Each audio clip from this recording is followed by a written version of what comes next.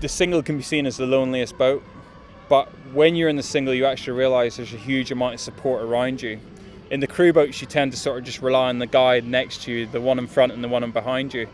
But in the single, because you kind of are on your own in that moment that you set foot in the water, you then have to think, how can I draw energy from the other things around me and the other people?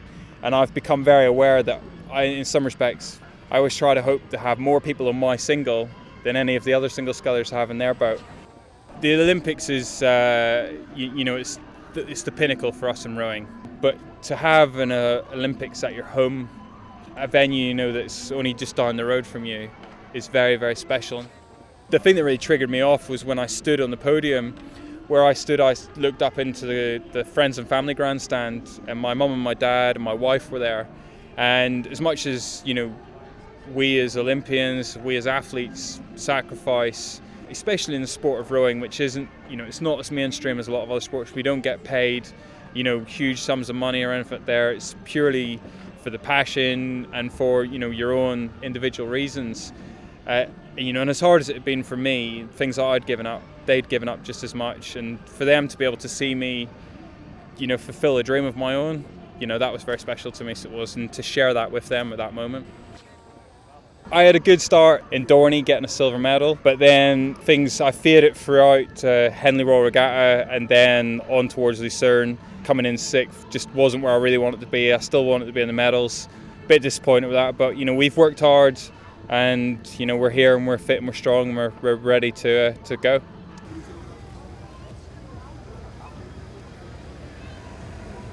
New experience for me, place I've never been before, but I'm really enjoying it. So I think they've put on quite a show. Like, the setup's fantastic. I quite like the heat. It's not so bad. I think a few people have struggled with it, but I've enjoyed the heat so far. It keeps me nice and loose and relaxed. Actually, in training, the water can be quite bouncy. It was actually during the race, my first race there, the heat, I kept going for each marker thinking I'm going to get the wash any second, and didn't happen at all. Nice and flat, very, very good. I'd like to come away with a medal. I think, if I do that, I'll, mission accomplished, and anything upwards from a bronze, bonus for me. There are a lot of new faces coming through this year, a lot of really good talent, and I think it'll be a time for a few of those guys to really step up, make a mark, and I'm really going to have to sort of stay on my toes to try and sort of hold off a lot of those new names. For me now, I had to make the decision, and it took a while to actually make the decision to go to Rio and to go on to 2016. In the way that Steve Redgrave, has won 5 Olympic gold medals, his career was defined by being the best over that whole period. Now for me, Athens I came 12th, Beijing I came 5th, London I got the bronze. So for me, Rio, I want to win the gold, and that would be for me a career of constant improvement. And so in order to go on to improve, I can't keep looking back and dwelling on what has been and what was. I have to look forward to what will be and what could be.